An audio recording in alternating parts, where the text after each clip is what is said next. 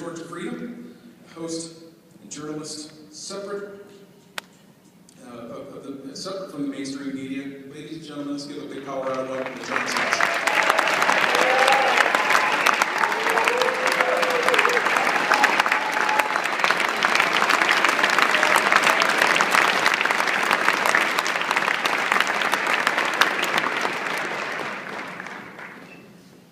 So I hear that Bill Armstrong is optimistic about the American experiment.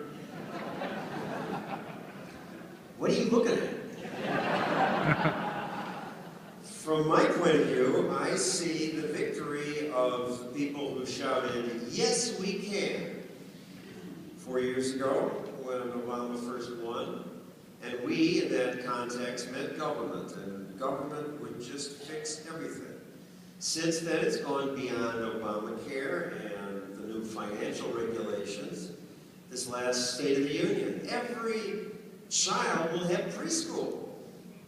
We're going to have 12 manufacturing hubs. I thought that the market sort of took care of that, but no, we're going to have government manufacturing hubs. Government's going to rank colleges. I thought U.S. News and World Report did that. We're going to invest in alternative energy, and it's all going to not increase the deficit one thin dime. Yeah, right. And this is ridiculous, but remember the last time he ran, he said, "My election will bring us to the moment when the rise of the oceans began to slow, and our planet began to heal." This arrogance is absurd, and yet it does sell in America. Whatever you say about Romney, Obama won, and he's popular. People like him. People want to believe this stuff. The polls show that he asked people, "Are you satisfied with your government? You like what they're doing?" And they universally say no. But then, whenever there's a problem, people say there ought to be a law. They want the politicians to do something. Nobody ever went to their state capital in Washington on a high school tour and said, "Mr. Congressman, what laws did you repeal while you were in power?" It's all about what new laws have you passed to fix our problems, because that's intuitively how we're programmed to think. In Newtown, kids are horribly killed by a gunman. The Colorado legislature is going to pass gun control, and somehow it's going to make the next one better. And it's not just the liberals, it's the conservatives too. When there is a crisis, people want central planning. They want action. Look what happened after September 11th. We were all scared. I was probably more scared than you because I live in Manhattan.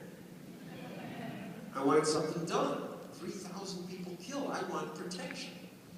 The Senate at the time then created the TSA. Tom Daschle, majority leader, said you can't professionalize if you don't federalize.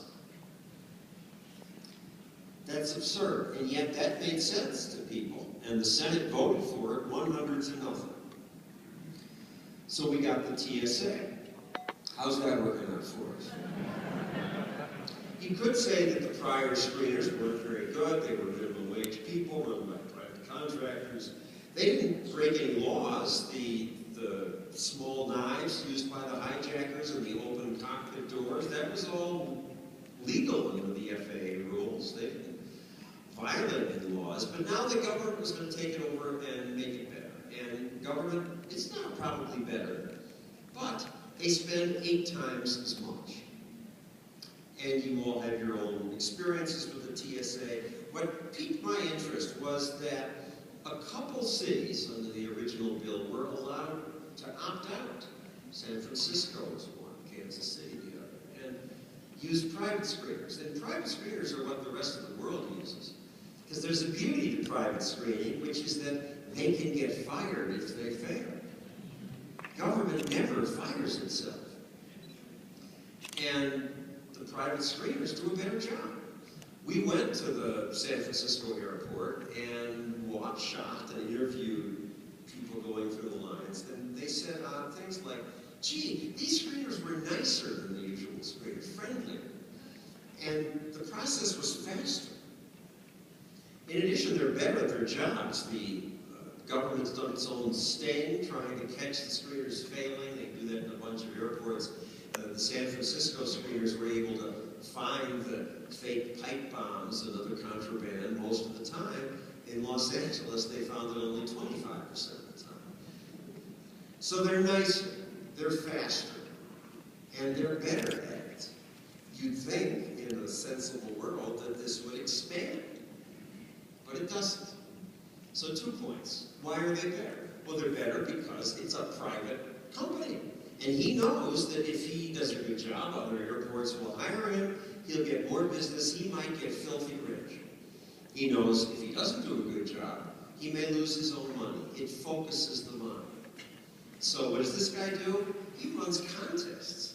He gives workers a day off, and they have a special seminar where time to music, they go through the suitcases and look for the fake bombs and contraband and see who can most quickly find it and or repack the bags. And they give prizes to the winners. They call it March Madness contest, awarding several $1,000s. And it makes them better because he thought of ways to innovate to make his business better. That's what you and the private sector do every second, or you're out of business. But government rarely does that. People say to me, well, what do you mean? They have to answer to the voters. And that's true, but the system's rigged so Bill and all the incumbents can stay in forever. It's hard to fight. But even beyond that, you only vote for the new guy every 4 years or 8 years. If you're in business, you have to make your business better every second, or you're out of business. So word gets out among airport managers, geez, San Francisco, it's working pretty well. We'd like to try private screening. And in the bill it says if the airport director wants to opt out with Homeland Security's permission, it can. So 12 airports ask. And the federal government responds by not responding. They don't even answer for a year these requests for privatization. I talked to one airport manager. She runs the airport Glacier National Park in Idaho or Montana. And she's upset because nobody wants to go there at this time of year. It's Glacier National Park. It's freezing. And in the summer, it's busy. So she'd like more screeners in summer, but it's the federal government. It's one size fits all. They don't do that. So in the summer, the TSA lives up to its name, thousands standing around.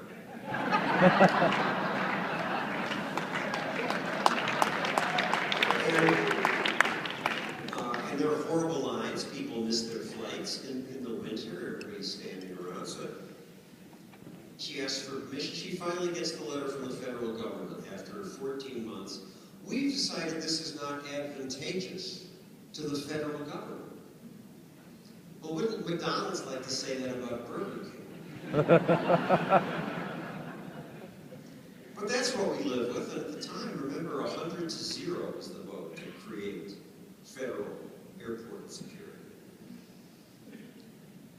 Central planning, I mean, this is why I wrote my book, to try to say, no, they can't. I'm trying to press this projector. No, that was the wrong word. Little technical problems. Anyway, I wrote a book called No, They Can't, which was trying to respond to, yes, we can. And what I've learned in 40 years of reporting is this is just not intuitive, because we do say there ought to be a law. There's this sense that the world is complex, that the free market is okay, capitalism is okay, it brings us stuff, but it's cruel and unfair, it hurts poor people, and you need government to leaven it, to just make it more fair to people. Plus, life is complex. I can't make decisions about everything. I can't get my brain around any design a sewage treatment plant myself. This is why we need government, and they're smart. Some of them went to Harvard, and they ought to plan things. This cartoon is laughable, but this is how most people feel. I mean, the lawyers are the worst, and the lawyers run government. When I was at Princeton, the smartest guy I knew, he was getting straight A's in philosophy while I was struggling. It was this guy named Dan Dancer, who's down here at this table now. He lives in Castle Rock. He then wrecked his life because he went to law school. And in law school, you're taught that you can manage life through paper and procedure. Top-down, central planning. And this fits people's intuition. It's much harder to imagine the invisible hand. Or the spontaneous orders, Frederick Hayek put it. If you had never seen an ice skating rink before, and you're the regulators, and I'm a greedy businessman, and I'm going to tell you, I have a new business idea, please approve this. I'm going to charge people money to come to my ice field, and they're going to strap sharp blades on their feet and zip around the ice. And young and old are going to do it, skilled and unskilled, and my only rule is you got to go counterclockwise. You would say, no, you need more rules. That's just not safe. Or you need skating police. It's hard to imagine that the spontaneous order would solve that, and yet it does, all the time. Likewise, some of you have heard the wonderful presentation today from the two Irish movie makers who made a movie about fracking. And the idea that these chemical oil companies are shoving chemicals into the earth, causing explosions using to release gas, that this would be better, it's just counterintuitive to people, and hence Lady Gaga and Yoko Ono go nuts. But untold in the media is that Europe, more hysterical about the possible threat of global warming than we, passed all these laws demanding we were going to, in the future years, reduce our greenhouse gas emissions. And they utterly failed. But America succeeded.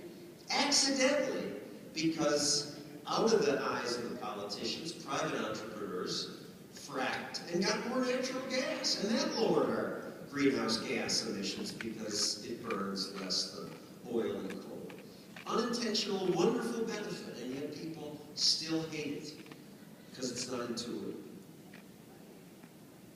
What is intuitive is central planning. People say, if it's complex, government has to do it. You run a charter school. How can I pick? Is charter school over the government schools? Education's complicated. Parents don't know what the curricula should be, who's a good teacher. You gotta have central planning. It just makes sense to people, even though government central planning has been awful in America. We spend this huge amount of money and we do worse, but people want to believe in it. It's the kind of people we elected in charge, and education's complicated. Healthcare is even more complicated. Government, of course, has to make the decisions about healthcare. There was an article in the New Yorker at the time of the Obamacare debate by a very good reporter who talked about the idea of the person having a heart attack and getting in the taxi and trying to decide which hospital to go to, and the two doctors are talking about this. And so he's going to decide in the taxi that this hospital is better, or which one charges less? Who thinks this stuff up? That's how he wrote it. And my answer is Adam Smith, for one. And it does work, because you don't think about it in the taxi on the way when you're having the heart attack. You would have already thought about it before, because that's what free markets do. The word gets out. Which hospital is better? Which one is cheaper? You can mock it, but it still works much better than government does. But people don't believe it. One other example, take cars. Do you understand how one car is better than another, or one's better than another, or safer? I sure don't. Most of us are not automotive engineers.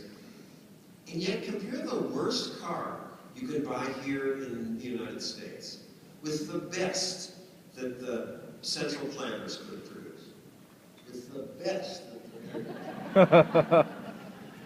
This was the Trabant. This was made by the East Germans. They were rocket scientists. They should have come up with the best thing. And yet, in the entire Eastern Bloc, this was the best they could do. And the Trabant was a horrible car. It was plastic, fell apart, and you had to put the oil and gas in separately and shake the car and mix them together. And yet, under the central planners, there was a 2-3-year waiting list to get a Trabant. But when the Berlin Wall went down, when people were free to make their own choices, the Trabant and the Yugo and all the other ones, they just disappeared. They couldn't, their best, couldn't compete with mediocre stuff you can get here in Colorado. Why? Because not everybody has to be an expert for the free market to work its magic. You just need a few people, a few car buffs, a few people who read the car magazines, and the good and bad news spread. The good companies thrive, the bad ones atrophy. Freedom protects us much better than government can. But people don't get that. It's intuitive to believe, take us back to the 60s, workers are getting hurt in factories. And think about it, factories. You got an entrepreneur, he just wants to make money. He doesn't care if his workers get hurt. He needs some rules to make sure he doesn't massacre his workers, that he has some basic safety standards. And so we created OSHA, voted for it overwhelmingly, the Occupational Safety and Health Administration. And the rule book is this thick, and it says to do this and this, and everybody's happy. And the head of OSHA, Andrew Clinton, was proud of showing this graph. It showed how workplace deaths had dropped since the beginning of OSHA.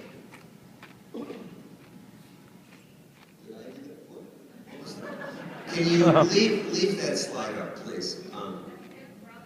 That's Big Brother. And workplace injuries dropped roughly the same pace, so you could say this is a wonderful progress from government. And that's how we think about these things. Think of all the lives saved. Except somebody then went back a few years and they put it up without me. Checked the research on what was going on before OSHA was created. In a free country, things get better on their own. We get smarter about injuries. When somebody gets hurt, we take steps to stop it next time. As we get richer, we care more about safety. I mean, even the greedy factory owner cares more, if only because he has to say, gee, if I kill my workers, I'm going to have to pay more to replace them. For whatever reason, things were getting better. Boy, you're jumping on these slides here. We need to stay with OSHA there, please. Things get better on their own. Government's like somebody who jumps in front of a parade and claims it led the parade. All right, let's go on to the war on poverty slide. It's another good example. People worked more in America.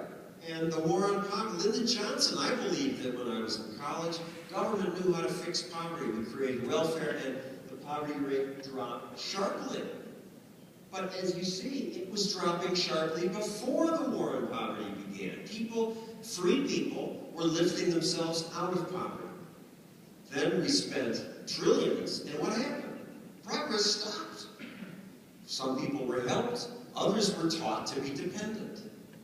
The natural progress of people getting smarter and wealthier and taking care of themselves was killed by big government.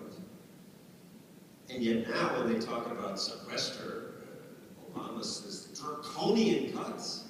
It's a catastrophe. It would be good if it would make people less dependent. The result from all this is that government just grows. And here's a graph of how it's grown. This is from, if you look at it from the beginning of the Republic, it's really kind of extraordinary that for most of the history of the country, more than 100 years, government was tiny, less than 5% of GDP. And then you got the bump from World War I, the bigger bump from World War II. Let's smooth out in 10-year increments to take away the world wars. This is the trend. It really wasn't just FDR, it was Lyndon Johnson and Nixon and Bush that sent the line straight up to the unsustainable levels we have now. Now government's 40% of GDP, You all know it's unsustainable. And yet, Obama says, we're going to expand pre-K education. Head Start, it's so good. It's another one that's intuitive. Obama's education department did research on Head Start. Even you probably don't know about this. Everybody likes Head Start. It just makes sense. You take the kids from families where they don't have two caring parents like you have, you give them early education. And yet they spend $8 billion on it. And then they look at the result of third grade and find no difference from they do a good double-blind study, control group, Head Start kids. No difference after a couple of years for all that money. The president says we're going to be scientifically oriented and do what works. But they did their own study and they found it didn't work. And the response is, we're going to do much more of this. And he cited in his State of the Union speech that wonderful statistics. Every dollar we spend on Head Start saves us $7 later in increased education performance, jobs, less incarceration. This is based on a 50-year-old study of one preschool with about 40 kids. They grab onto that. And when they say it to you, well, maybe not you, you're not normal. Obama says it, people believe. Thanks for saying we're not normal. So I'm frustrated by this. I'm trying to do, what can I do to try to help get these ideas out? I put them on ABC years ago, and often teachers would write and say, hey, I taped your show about free market, and I played it in my classroom, and we had great discussions about it. Kids had never heard these ideas before. Or another teacher would say, I wish I taped it, because where can I get this? And ABC wouldn't sell it. So I started a charity where I bought these things from ABC, and we give them to teachers. And one of the reasons I was willing to leave ABC for Fox, people used to say to me, you know, you'll be happier at Fox, and it's true, I am.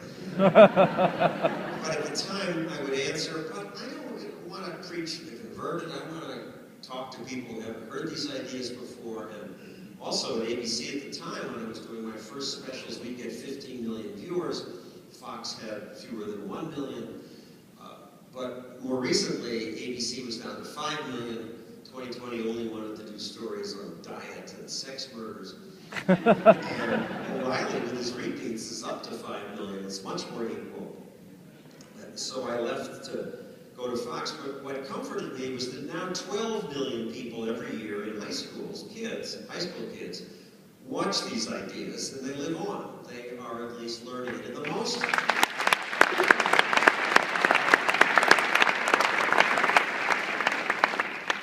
popular with the teachers is a show we did called Is America Number One, which is an unfortunate jingoistic title. I should have called it What Creates Prosperity, Opportunity.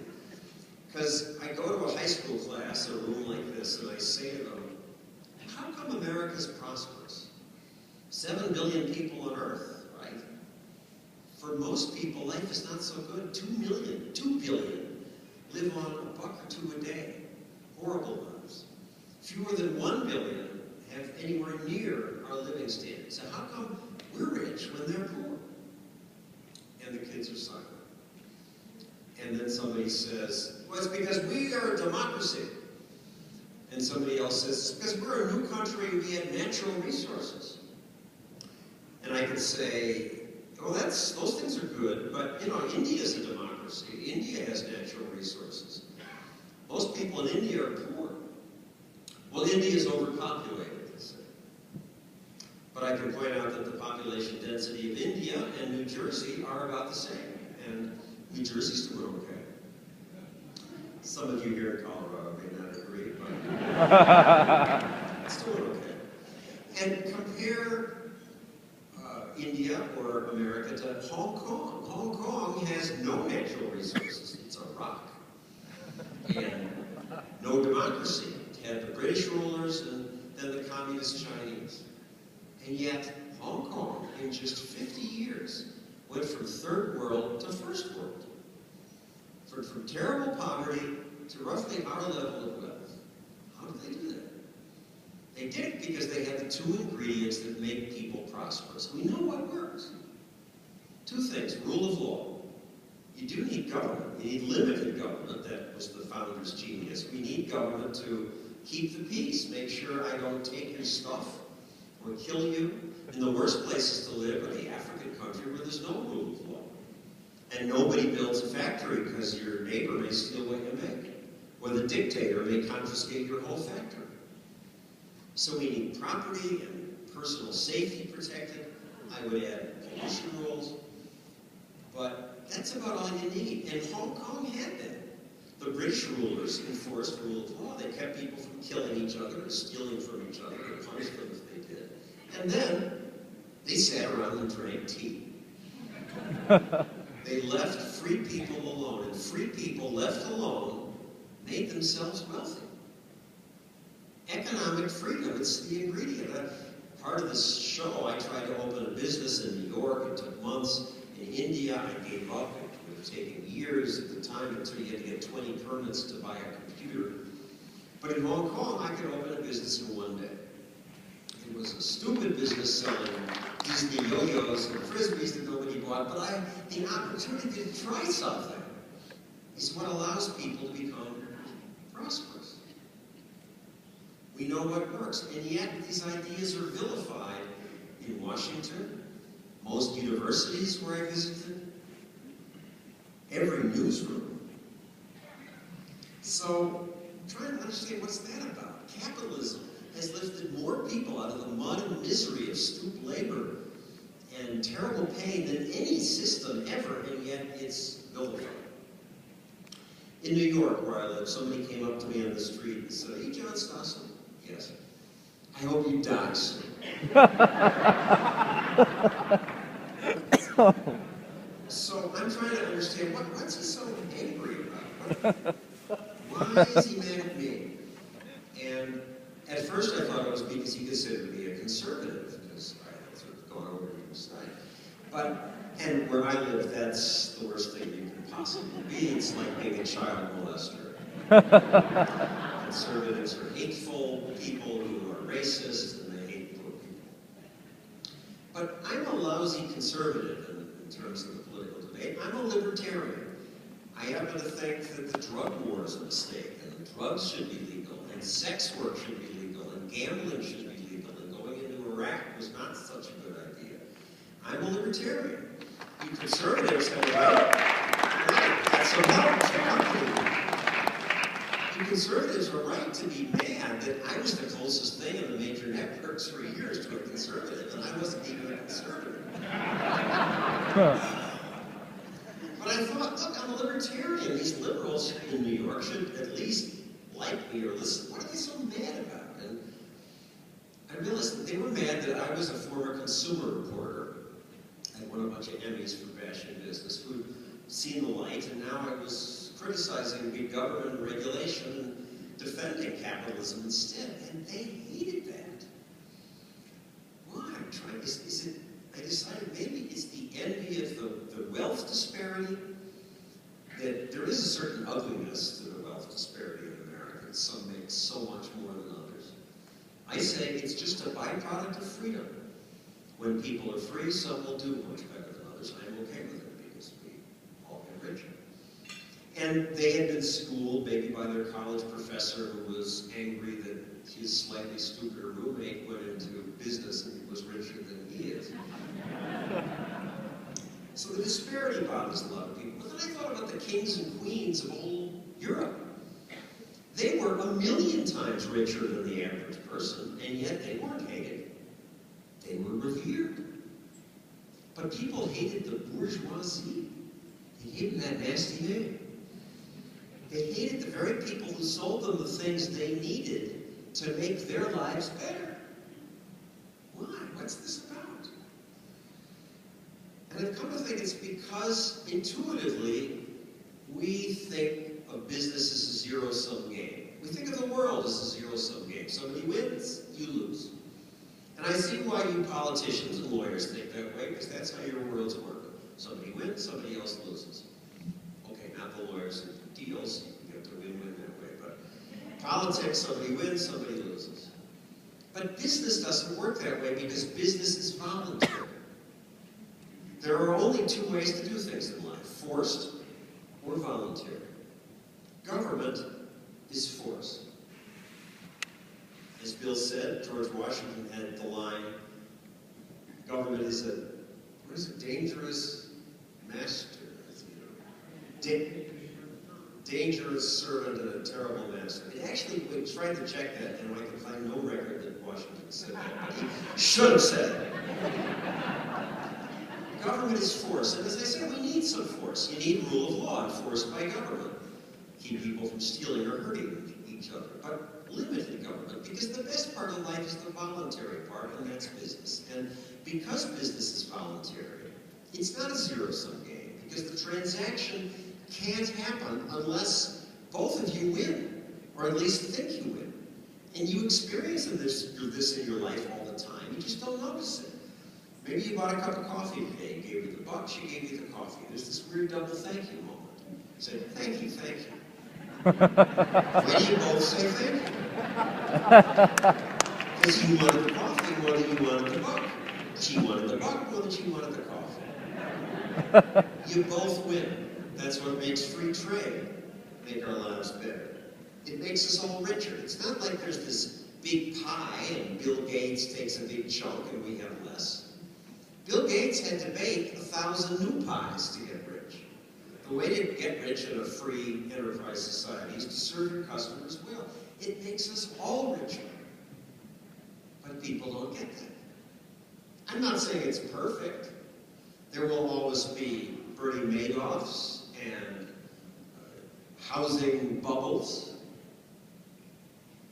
But they are pretty rare in this $16 trillion economy. They're on the front pages of the newspapers because they're rare. When I was a local TV reporter doing consumer scams, I had no trouble finding scams here and there. But when I got to 2020 and Good Morning America, ABC, the national stage, I was surprised how few big national scams there were. It's because in a free society, they are rare. Word gets out. The way to get really rich is to serve your customers well. But that's not intuitive to people. It requires market discipline, of course, which means no privileges and no bailouts. We don't have that with big government. So economic freedom, I finally learned, is what creates prosperity. And economists focus on the prosperous part of that, but I think the freedom part is more important because big government doesn't just make us poorer. I object to it. My objection is a moral objection. It makes us less. When government reduces our control over our own lives, it makes us smaller. Our lives are less. Government crowds out good things. It cuts the tendrils of civil society. It sucks the life out of people who would create. That's why when the politicians say, yes, we can, I say, let's put that first slide. No, they can't.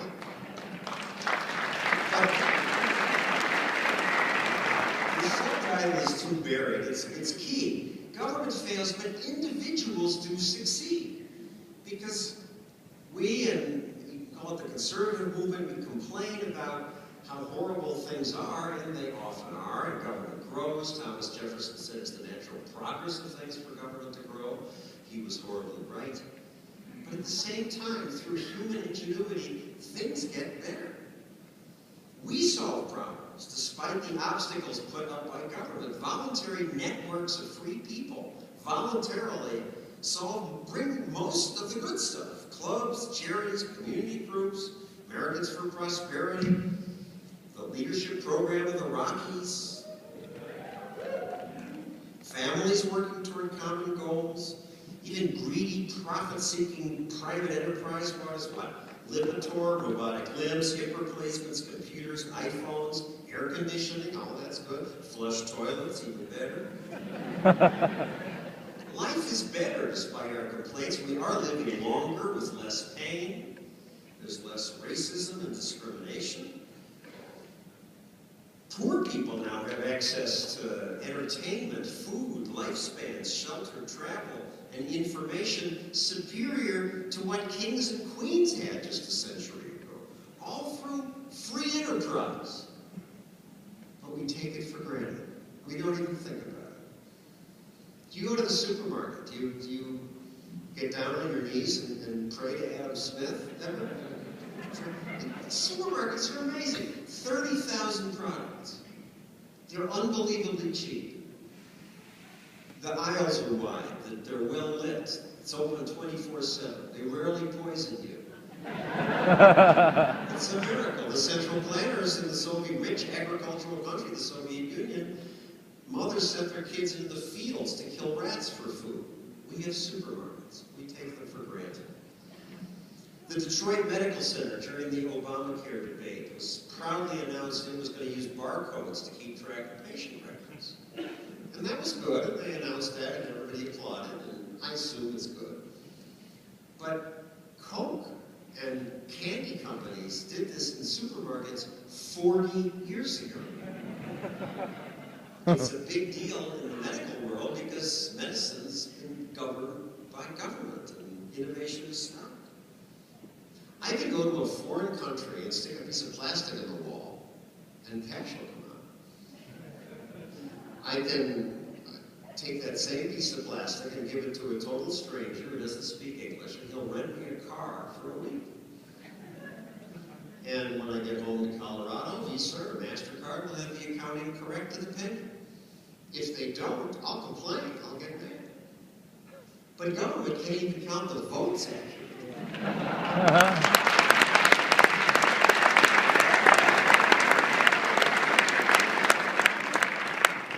And now they want government to take over healthcare. Give me a break.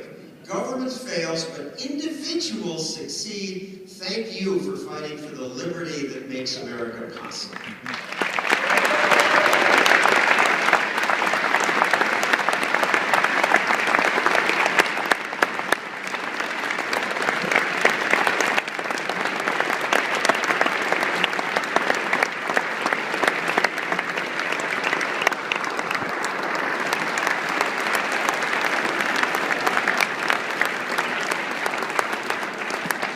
Thank you very much. Until we have some time for questions or vicious criticism, or I forgot to ask what the system is. If there That was John Stossel.